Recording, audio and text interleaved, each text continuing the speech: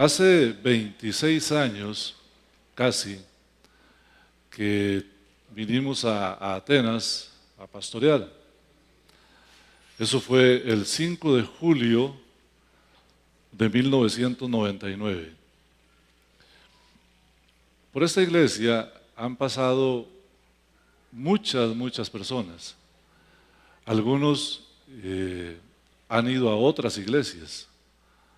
En los últimos 2 años unos hermanos han ido a otras iglesias y siempre ha pasado, ¿no? Pero también hemos tenido gente que ha entrado a la iglesia y ha salido de la iglesia.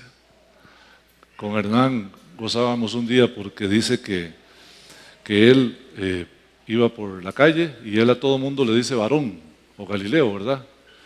Y que entonces una persona que venía aquí, entonces Hernán le dijo, ¿qué varón?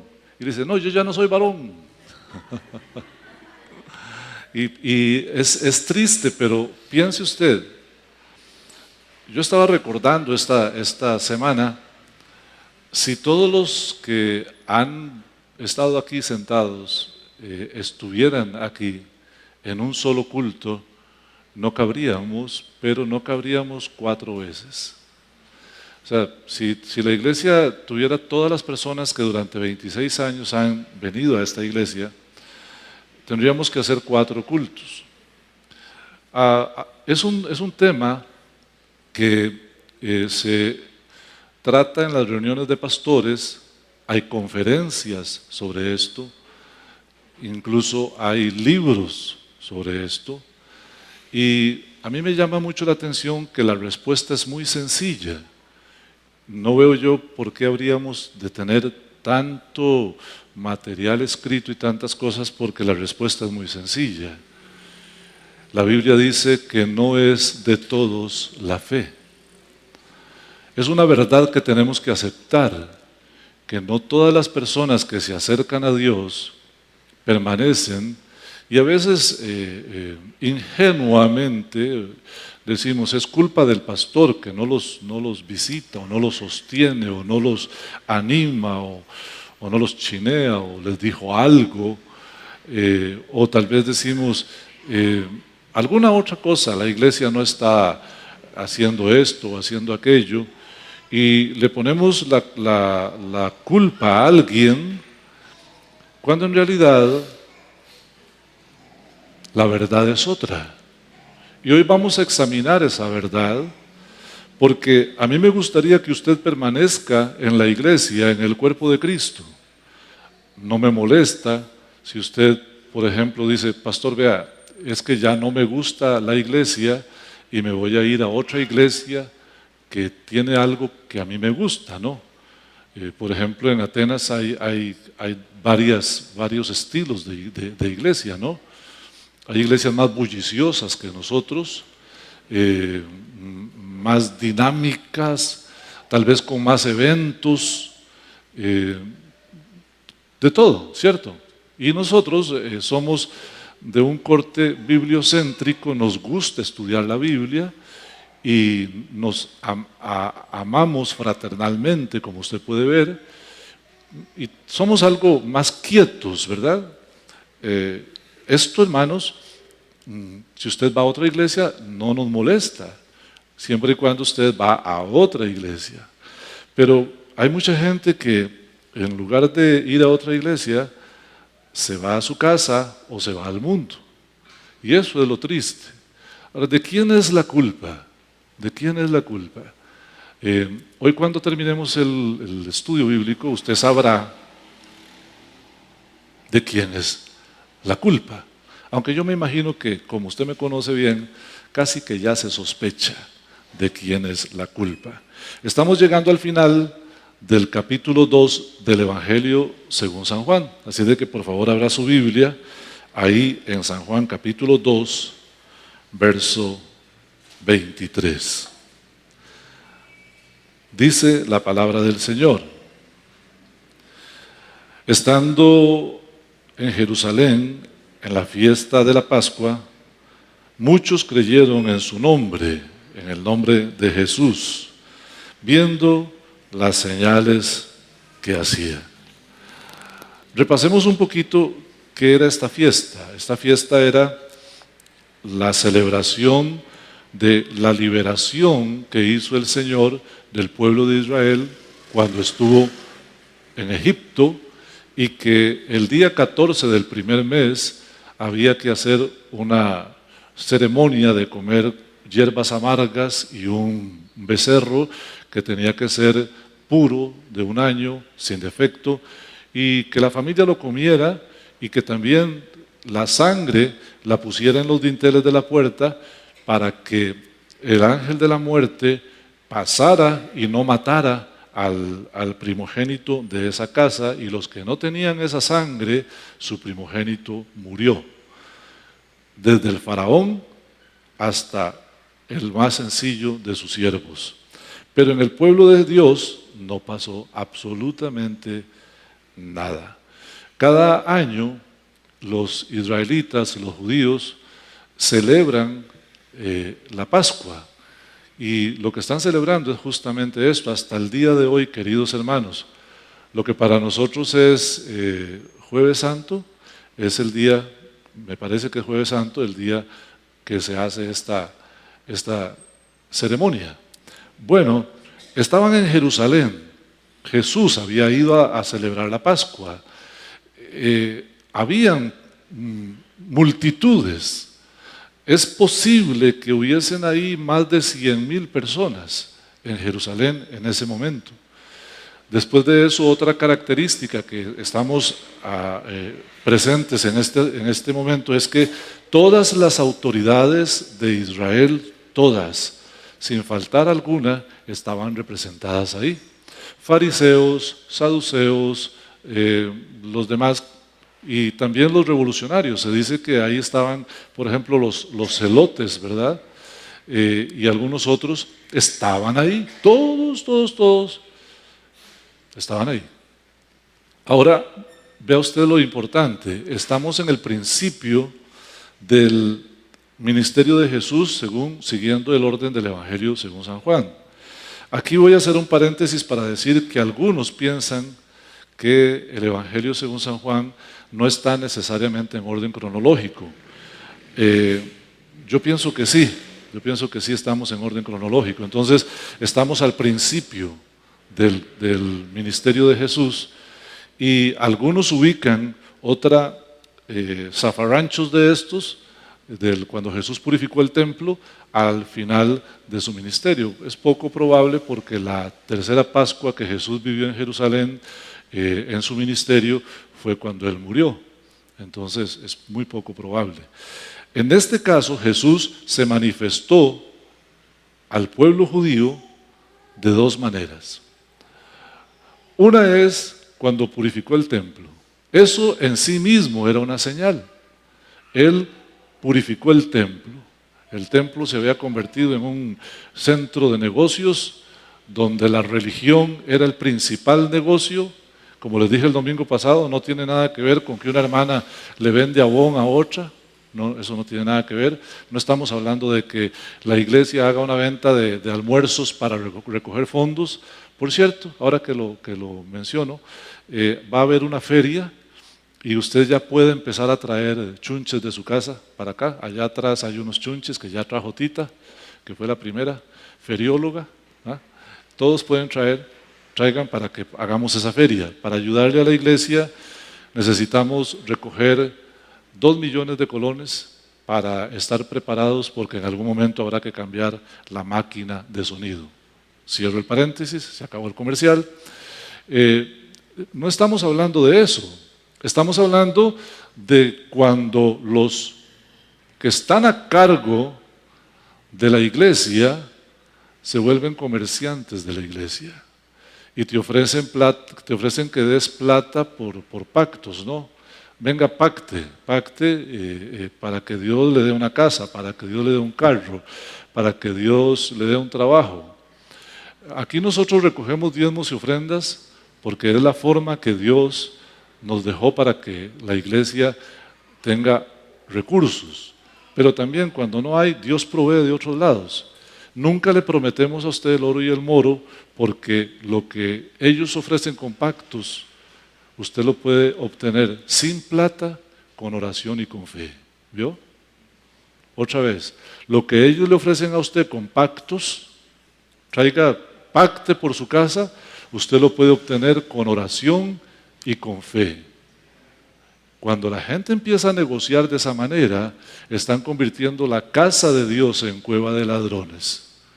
Porque el hombre no puede hacer pactos con Dios. Dios puede hacer pacto con el hombre, pero el hombre no puede hacer pacto con Dios, porque el único que sí cumple a cabalidad los pactos es Dios. Aquí mismo en nosotros, algunos de ustedes que están sentados aquí, ¿alguna vez le han prometido a Dios algo y no se lo han cumplido? ¿Sabe qué pasa con eso? Dios ya te perdonó, porque Dios sabe que eres imperfecto y Dios sabe que eres imprudente, y muchas veces le prometes a Dios en un momento de necesidad y luego se te olvida. ¿Está bien? No, no está bien, pero Dios te perdona. ¿Por qué? Porque Dios te ama. De eso estamos hablando. Jesús purificó el templo porque las autoridades, a vista y paciencia de ellos, dejaban que gente, incluso se llega a pensar que algunos de ellos estaban involucrados, tenían negocio con la fe. Negociar con la fe es totalmente adverso a la voluntad de Dios. Por eso Jesús lo hizo. Hizo esa señal, pero también dice la Escritura, lo que acabamos de leer, que Jesús se quedó para la fiesta, porque la Pascua era ese día, pero la Pascua duraba por lo menos 7 días. Usted encontrará un poco más adelante en el capítulo 8, cuando dice que Jesús en el último y gran día de la fiesta se puso en pie y dijo: el que tenga sed, venga a mí y beba, porque como dice la Escritura, el que cree en mí, de su interior correrán ríos de agua viva. Cuando lleguemos ahí lo explicaremos muy bien, pero ¿ves? Jesús se quedó hasta el último día de la fiesta. Y mientras estaba en Jerusalén, hizo señales. No dice cuáles señales hizo, pero dice que muchos creyeron en su nombre, en el nombre de Jesús, viendo las señales que él hacía. ¿Cuál fue el resultado? Pues las señales que Jesús hizo llevaron a la gente a creer en su nombre. El resultado fue fe, fue fe. Casi siempre, hermanos, las señales producen fe. Hay fe y hay fe. Y hay señales y hay señales. Desafortunadamente, en el mundo, hermanos, tenemos mucha gente fingiendo las señales. He estado investigando sobre el tema y algunas de las cosas que la gente da por ciertas como que vinieron del Señor no son señales. En Estados Unidos, a un evangelista muy famoso le siguieron una causa, una investigación, porque contrataba actores para que se hicieran pasar por enfermos que se sanaban en sus cruzadas. Eso es muy grave, pero era un hombre que predicaba el evangelio de la prosperidad, entonces necesitaba hacer alguna de esas cosas. Y es una pena que el pueblo de Dios haya llegado a eso. Bueno, no el pueblo de Dios, yo siempre digo que son como primos, no son hermanos, porque el hombre de Dios no hace eso. El hombre de Dios no es mentiroso. Escúcheme esto que le voy a decir, porque si solo esto le queda de la enseñanza, yo seré feliz. No existe un cristiano mentiroso. Esas dos palabras no van juntas. Cristiano, mentiroso, eso no va junto. Cristiano, adúltero, eso no va junto. Cristiano, fornicario, eso no va junto. O es cristiano o es mentiroso. O es cristiano o es adúltero. O es cristiano o es fornicario, pero no puede ser los dos. Ahora usted me dirá: pastor, pero ya yo a veces he dicho una mentira. Es diferente cuando una persona dice una mentira, sea por error, o sea por angustia o por lo que sea, a cuando es mentiroso. ¿Quién es el mentiroso? El que tiene un estilo de vida basado en mentir. Miente hoy, miente mañana y miente por deporte. ¿Cierto?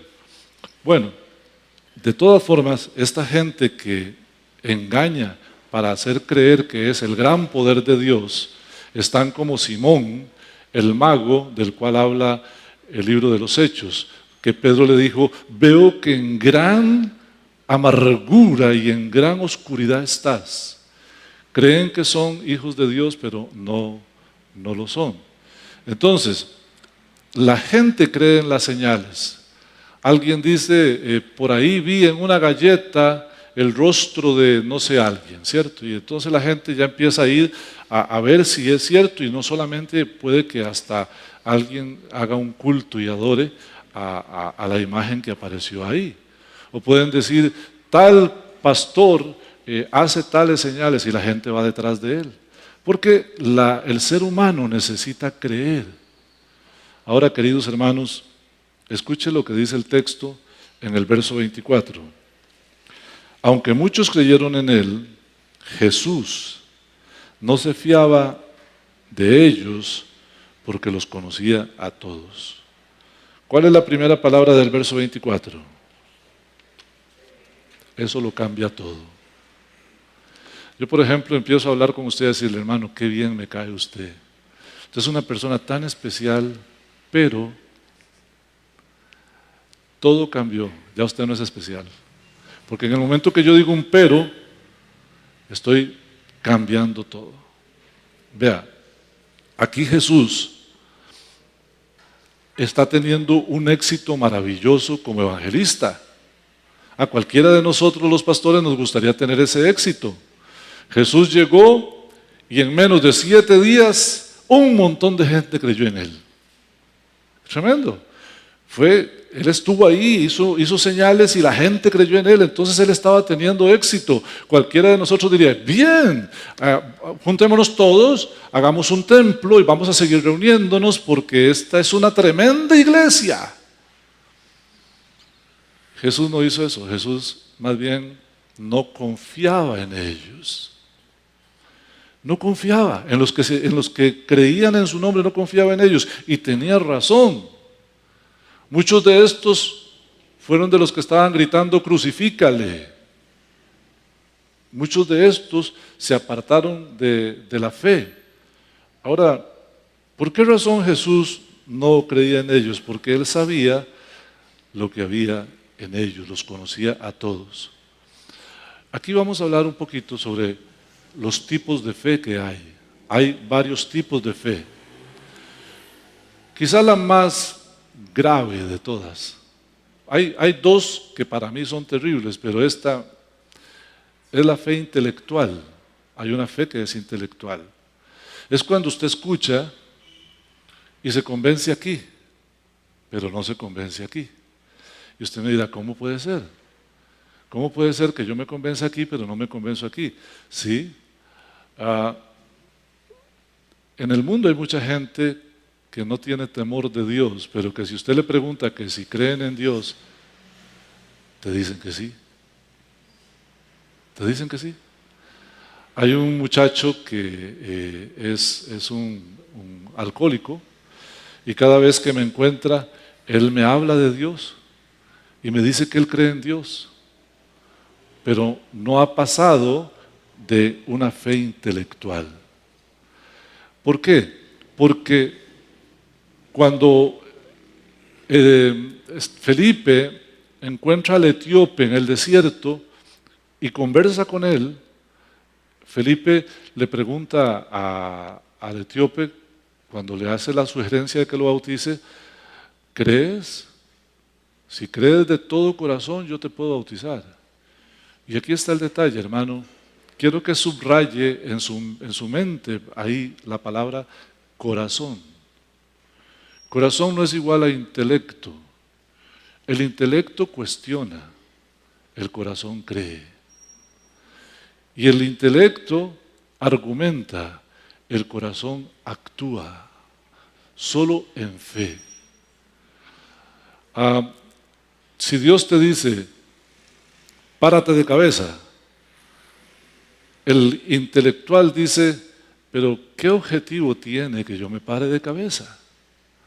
Pero aquel cuyo Señor es Jesucristo y su corazón ha creído con la fe genuina, nada más pregunta, ¿dónde, Señor? ¿Dónde me paro de cabeza?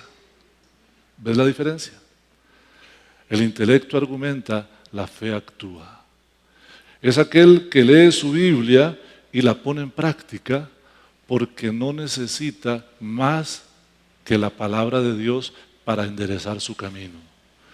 El intelectual no endereza su camino porque siempre está argumentando si este texto significa esto o significa aquello o será que aquello o como dice fulano o como dice sutano, y toda esa maraña de argumentos es muy sencillo. Cuando una persona argumenta es porque no quiere obedecer. Pero el que ha creído no argumenta. Simplemente camina en el camino que Jesús le marca. Fíjese lo que dice el libro de Isaías. Busque por favor Isaías, capítulo 15, verso 8. Así dice Dios: este pueblo de labios me honra. Hablan como evangélicos. Tienen la jerga evangélica. Dicen gloria a Dios y aleluya, pero su corazón está lejos de mí. Es como lo que Pablo dice, tienen apariencia de piedad, apariencia, pero con sus hechos niegan la eficacia del Evangelio. ¿Y son los hechos los que me van a salvar? No, pero los hechos son la consecuencia de un nuevo nacimiento. Yo no soy como soy para ser salvo. Yo soy como soy porque soy salvo. Yo no actúo y vivo de la manera que actúo. Esto para todos los cristianos. Usted no actúa de la manera que actúa para ser salvo, para tener un nuevo nacimiento, para ser acepto al Señor, sino que como usted es acepto, usted nació de nuevo, usted actúa diferente al mundo y de acuerdo a la palabra de Dios. El Señor se lo reclama al pueblo de Israel. Este pueblo de labios me honra, pero su corazón está lejísimos. Y se refería exactamente a lo que actuaban. Un día Jesús contó una parábola del sembrador.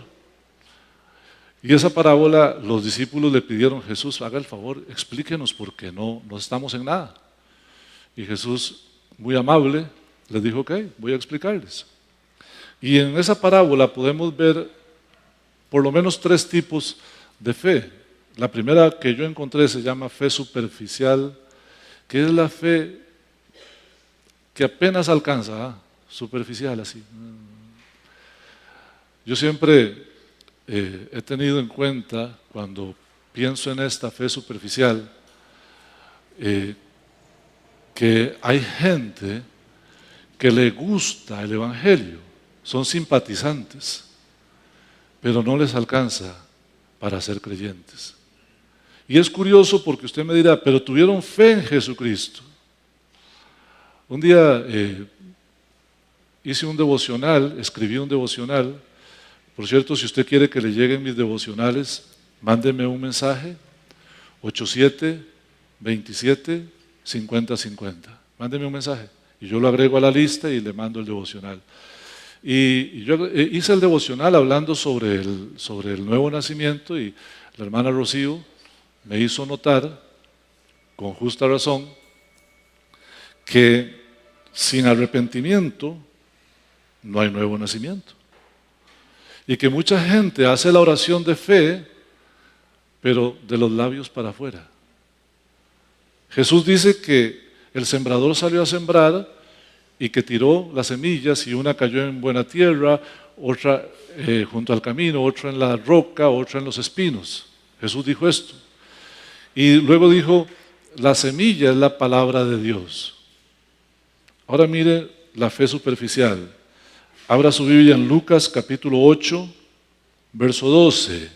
Lucas 8, 12. Y los de junto al camino, dice el Señor Jesús, son los que oyen, y luego viene el diablo y quita de su corazón la palabra para que no crean y se salven. ¿Ha visto usted que mucha gente hace el intento, verdad?, a meterse en las cosas de Dios, pero no es un corazón inclinado a Dios, sino que es una intención nada más. Y el diablo nada más hace así, y lo que la persona oyó, se lo quitó de la cabeza y la persona siguió como si nada. Son aquellos que oyen y se despistan. Eso es una fe superficial. Jesús, estando en la fiesta de la Pascua, Él entendió que ahí había gente que era intelectual y que también era superficial. También hay una fe que es emocional. Ha visto que la gente se convierte, depende de las emociones. Mire lo que dice la palabra de Dios. Siga ahí en Lucas 8 y vea el verso 13. Los de sobre la piedra son aquellos que cuando oyeron la palabra, habiendo oído la palabra, ¿cómo la reciben? Con gozo. Un jolgorio, aquello es una felicidad, ¿cierto? Ajá. Pero estos no tienen raíces. Entonces, ¿qué pasa? Creen por algún tiempo, pero en el tiempo de la prueba van jalando. ¿Conoce gente así, hermano? Que oyen la palabra y les parece formidable y están emocionados, e incluso cuando usted los ve aquí en la iglesia, los ve que son muy entregados y creen por un tiempo. Y uno como pastor se emociona mucho y mira qué bien, el hermano está muy alegre con el Señor, pero viene el tiempo de la prueba. Quiero explicarle, querido hermano, querida hermana, todos los cristianos, sin faltar uno, pasamos por la prueba. Todos. Dice el apóstol Pedro: es necesario que vuestra fe, que es mucho más preciosa que el oro, sea probada. Dios va a probar tu fe y vas a tener adversidades en la vida. Entonces, si eres emocionalista, te vas a ir. Este camino es un camino de perseverancia, un camino de principios, no es un camino de emociones. Hoy no siento ir a la iglesia. Eres un inmaduro. ¿Por qué? Porque no caminamos por las emociones. No siento ir a la iglesia, pero sé que es mi deber ir a la iglesia. O los que están aquí casados, a veces todos los días sienten el mismo amor por su cónyuge. ¿Sí? Hay días que usted siente ganas de salir corriendo, pero no sale corriendo, ¿cierto? ¿Por qué no sale corriendo? Porque usted vive por principios, usted está ahí porque usted hizo una promesa delante de Dios y usted ama a esa persona. Marito, compórtese. Ajá.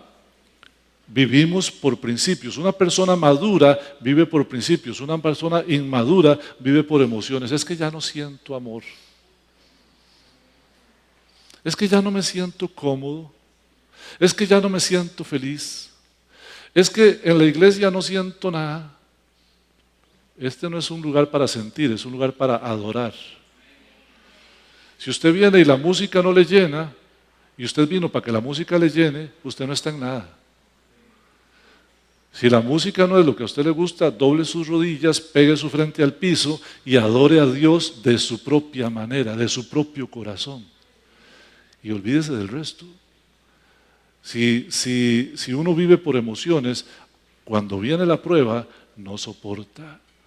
Lo más triste es que el que así vive no es salvo, porque nunca le entregó su vida a Cristo, porque su fe fue una fe emocional. También hay una fe que es ficticia, y esta es la otra que yo le dije que habían dos que son terribles. Esta es terrible. Esta es la gente que cree que es cristiano, que hace todo lo que hace un cristiano, o por lo menos algunas cosas de las que hacen los cristianos, pero lo hacen mecánicamente. No le han entregado el corazón a Jesucristo. ¿Y cómo lo sé? Porque siguen amando las cosas de la vida. porque siguen amando los deseos de la carne, siguen amando los deseos de los ojos, no pueden apartarse de eso. Dicen que aman a Dios, pero viven como impíos en la carne, en los deseos de los ojos y en la vanidad de la vida. El que vive así no ha nacido de nuevo, aunque crea que ha nacido de nuevo, porque esa no es la forma en que Dios quiere que usted viva. Dios quiere que Jesucristo sea su Señor y que usted, más importante que cualquier cosa en la vida, Jesucristo sea su primer lugar en todo. Así es. Mire el texto, verso 14 de San Lucas 8. La palabra que cayó entre los espinos, referente a eso podemos decir que son los que oyen, pero luego de eso se van y son ahogados. ¿Por qué? Por los afanes y la riqueza y por los placeres de esta vida, y nunca llevan fruto. Son gente que entiende lo que es ser cristiano, que han ido a las iglesias, están sentados a veces en las iglesias, pero su corazón, su mente es afán y plata y placeres. Afán, plata y placeres. Viven para eso. No hay forma de que puedan vivir para Dios. Las cosas de Dios no son prioridad, son secundarios. Por eso Jesús no creía en ellos. Y me llama mucho la atención que si usted va al original griego, la palabra que dice que muchos creyeron en él por las señales que hacía, es la misma palabra que usa cuando dice Jesús no se fiaba de ellos. Qué interesante, porque entonces ellos creían en su nombre, pero Jesús no creía en ellos. Aquí una pregunta para nosotros. ¿Creerá Cristo en mí? ¿Podrá Jesucristo fiarse de mí? ¿De que mi fe es genuina? ¿Será? ¿Será que el Señor puede confiar en que mi fe es genuina? Está la fe tradicional, la que me enseñaron mis padres. Yo no puedo dar el paso de caminar con Cristo en la verdad de la palabra porque no puedo abandonar la tradición. Esto existe. Y también existe aquí en la iglesia cristiana evangélica. Es cuando los dogmas son más importantes que la Biblia. Voy a decirlo de nuevo. Hay dogmas que la gente los ha convertido en mandamientos sin serlos. ¿Y en qué se convierten? En mandamientos de hombres. Cosas que no están en la Escritura, pero que usted tiene que respetar. Porque a cierta persona se le iluminó la cabeza y debe ser así, aunque incluso llegue a ser antibíblico. Es una locura. Fíjese cómo lo ve el Señor. Isaías 29:13. Vuelve a repetir, dice pues el Señor, porque este pueblo se acerca a mí con su boca, o sea, pura hablada. La versión Oldemar habla hoy. Y con sus labios me honra, pero su corazón está lejos de mí. Escuche lo que sigue. Y su temor de mí no es más que un mandamiento de hombres que les ha sido enseñado. Tienes que tener cuidado de si lo que estás siguiendo es un dogma, ya sea evangélico o cualquiera otro, aunque contradiga la palabra de Dios, hermano. Hace 26 años que yo vine a esta iglesia para ser pastor. En este sector del frente, lo que está de ahí para acá, eran las aulas, esto eran las aulas. Por aquí, por donde está ese micrófono, hicieron un arroz con pollo para que almorzáramos ese día que yo vine a predicar por segunda vez. Y ya me pidieron que fuera el pastor. Y los hermanos que estaban eran muy tradicionalistas. Y me acuerdo que yo estaba, me preguntó el anciano mayor, ¿qué opina usted de los estatutos de fe y orden? Entonces yo tenía mi Biblia y tenía los estatutos de fe y orden al lado. Y yo agarré los estatutos y la Biblia y le dije, yo voy a pegarme a lo que dicen los estatutos porque yo sé estar bajo autoridad. Los puse aquí. Pero cuando los estatutos contradigan lo que dice la Biblia, y puse la Biblia encima, yo voy a hacer lo que la Biblia dice. Y hasta el día de hoy ha sido así, hermanos. Por ejemplo, en 1 de Timoteo, capítulo 3, dice que los diáconos sean sometidos a prueba.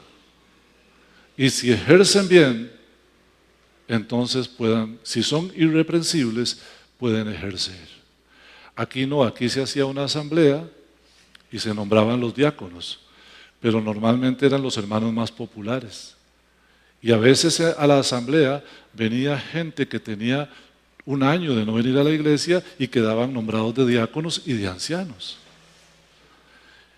Y una cosa que ellos no se imaginaban fue que lo primero que yo hice fue decirles, hermanos, la próxima asamblea no vamos a nombrar diáconos. ¿Cómo? Y ahí yo creo que se arrepintieron de haberme traído. Sí, porque la palabra de Dios dice que esta es la forma de elegir los diáconos, no por votación. Porque no es diácono el que es más popular, sino el que Dios ha llamado. Ese es el diácono.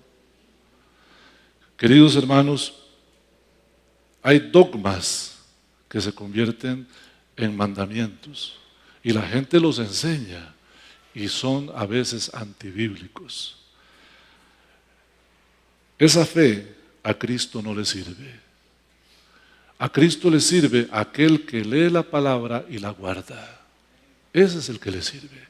Por eso, terminando, voy a decirles que la fe que Dios ama y que tiene la persona de la cual Jesucristo puede fiarse, la fe genuina es esta.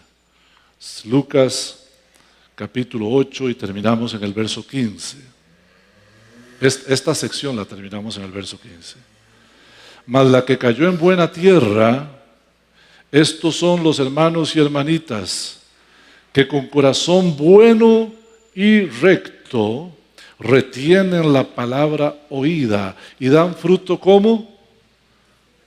Con perseverancia. Tienen primero un corazón bueno y recto. Ahí no hay engaño, no hay mentira, no hay maldad. Corazón limpio. Lo que oyen, retienen. ¿Saben para qué? Para ponerlo en práctica. Y dan fruto un día sí y otro también, y otro también, y otro también, y otro también. ¿Estamos dando fruto con perseverancia? Estas son palabras de Jesús, hermano. La parábola del sembrador no la contó Pablo, no la contó Pedro. La parábola del sembrador la dijo Cristo y su interpretación está aquí. Los que cayeron en buena tierra son los que con corazón bueno y recto retienen la palabra oída y dan fruto con perseverancia. ¿Es usted de esos? Buena pregunta. Voy a entrar ya en mis conclusiones finales. Téngame un poquito de paciencia. El verso 25 dice Jesús, y no tenía, dice el apóstol Juan, y no tenía necesidad Jesús de que nadie le diera testimonio del hombre, porque él sabía lo que había en el hombre. En conclusión, queridos hermanos, nadie puede engañar a Dios, porque Dios es omnisciente, nadie lo puede engañar. Y para más, Dios nos conoce individualmente. Y quiero mostrarle el nivel de conocimiento que tiene Dios de ti y de mí. Vuelva por favor a abrir su Biblia en el Salmo 39, 16. Mi embrión vieron tus ojos. O sea, cuando yo estaba en la pancita de mi mamá y era apenas un cigoto, un embrioncito, tus ojos me vieron. Pero no solo me vieron. Es que, escuche esto, usted ha visto que cada vez que usted compra un electrodoméstico, con el electrodoméstico viene un manual. Antes de ese manual hubo un diseño que alguien escribió, que alguien dibujó para crear ese, digamos, electrodoméstico. ¿Sabía usted que Dios hizo lo mismo? Vea lo que dice aquí. Dice, y en tu, ¿alguien puede decir qué dice ahí? En tu libro. Dios tenía un libro que en la portada decía Oldemar, Gerlin, Yami, Lorenzo. Dios tenía un libro con ese nombre. Mira, dice, y en tu libro estaban escritas todas aquellas cosas que luego fueron formadas, sin faltar una sola. ¿Ves el nivel cómo Dios te conoce? Es que Él te hizo con detalle. Con detalle. Pero luego te echó al mundo. Y ahora que estás en el mundo, ¿qué pasa contigo? Dios, ¿hasta dónde te conoce? Sigamos leyendo. Busque por favor Proverbios 24, 12. Porque si dijéramos ciertamente no lo supimos, y aquí viene la pregunta formidable, esta pregunta, ¿acaso no lo entenderá el que pesa los corazones? Fíjate, Dios pesa tu corazón. Y además, tú no puedes ver el alma de la gente, nadie puede ver el alma de nadie más, pero Dios ve el alma, dice, el que mira por tu alma, ¿acaso no lo conocerá? ¿Acaso Dios no conocerá lo que hay en tu alma y en tu corazón? Y le dará a cada quien conforme a sus obras. Por eso, hermanos, para concluir, le pido que lea conmigo este último texto. Y si usted puede ponerse de pie, se lo agradezco. Póngase de pie y vamos a concluir. Y vamos a leerlo todo en voz alta, hermano. Búsqueme ahí, John, Melanie, en la computadora. Segunda de Corintios 13, 5. Segunda de Corintios 13, 5. Me avisan cuando está ahí en la pantalla. Los que lo tengan en su Biblia me dicen amén. ¿Ya? A la 1, 2, 3, 4. Vamos a ver. Examinaos, todos conmigo.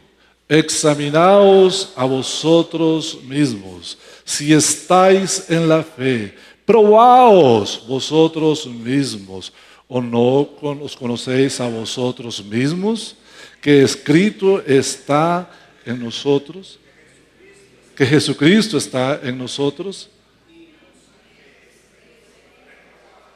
¿Ah? ¿Usted está reprobado? Cierre sus ojitos. ¿Quién es el culpable de cada quien que se fue de esta iglesia y de cualquier otra iglesia? El que se fue. Yo mismo. Gracias, Mario. El responsable de su vida cristiana es usted. Ahora le hago una pregunta. ¿Jesús puede fiarse de usted? Cierre sus ojitos. Señor, yo he creído en ti. Yo añoro que tú creas en mí. Ayúdanos, Señor, para que si algo en nosotros no está bien, podamos corregirlo conforme a tu misericordia. Guíanos, Espíritu Santo. Ayúdanos, Señor, a recuperar a estos hermanos que se han ido, Padre. Dales salvación. y permite que tu iglesia crezca y sea multiplicada, Señor. Y nosotros, Señor, nos despojamos, nos rendimos delante de ti y te decimos, Señor, haz de nuestra vida lo que quieras, Señor, con tal de que seamos fiables para ti. Por Cristo. Amén.